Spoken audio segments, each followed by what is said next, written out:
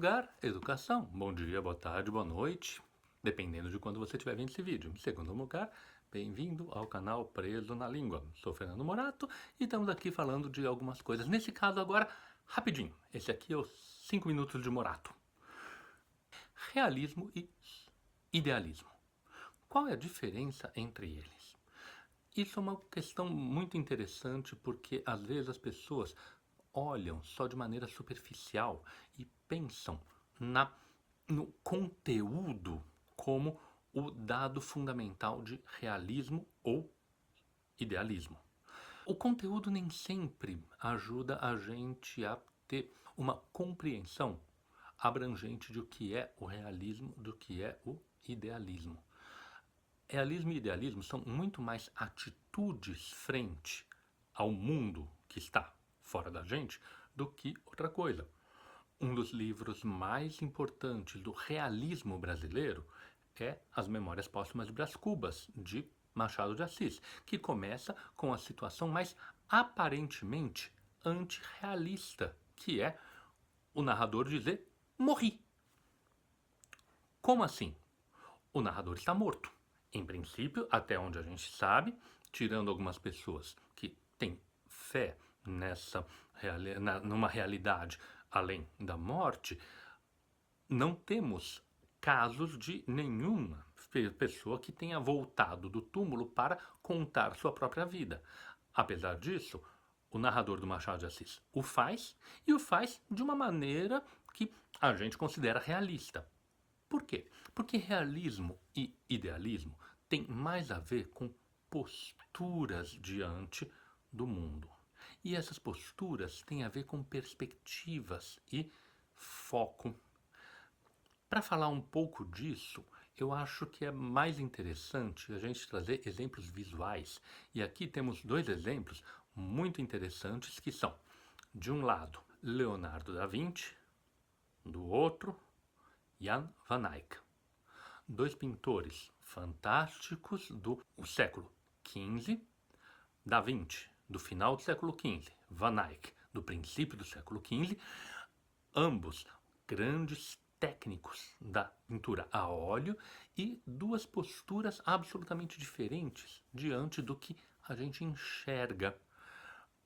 O realismo do Leonardo da Vinci tem a ver com uma postura de mostrar o que o olho humano vê. Aqui a gente tem a perspectiva muito clara e, mais do que isso, uma das coisas mais interessantes que, veja, quando a gente olha o fundo do quadro, a gente vai vendo cada vez mais o fundo se esfumaçando, as coisas perdendo a nitidez, perdendo o contorno, os objetos deixam de ser tão distinguíveis. Por quê? Porque esse é um fato da experiência objetiva do ser humano. A gente olha e existem camadas de ar entre nós e o fundo daquilo que a gente está observando. E essas camadas de ar interferem na nossa capacidade de olhar. Isso é um dado objetivo. Reconhecer esse dado é uma atitude realista por excelência. Por outro lado, se a gente olhar para o Van Eyck, ele parece superficialmente mais realista, porque ele detalha. E não é exatamente só o detalhe que marca uma atitude realista ou não.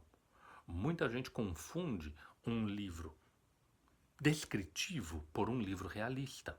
É possível a gente fazer descrição de coisas que estão muito mais na nossa imaginação do que outra coisa. E aqui a gente tem um exemplo muito claro, porque veja, conforme a gente vai avançando no fundo do quadro do Van Eyck, a gente vai vendo cada vez mais detalhes. Mais detalhes, mais detalhes, mais detalhes. O Van Eyck é um autor fenomenal na capacidade técnica de pintar detalhes. Entretanto, essa capacidade técnica não mostra o que o olho humano vê, mostra o que o olho humano poderia ter visto, o que o olho humano imagina. E aí, a gente não está falando da observação, a gente está falando já da imaginação, daquilo que deveria ser visível a olho nu. E quando a gente está falando do que deveria ser visto, a gente já está no campo da idealização, da ideia, não da materialidade, da realidade, da experiência direta da realidade. Espero que isso tenha ajudado a clarificar um pouquinho os elementos, as diferenças entre realismo e idealismo. Vamos seguir essa série e apresentar de maneira mais concisa, rápida e o mais objetiva possível certos conceitos que são base da compreensão de mundo, da compreensão de arte e da compreensão da literatura.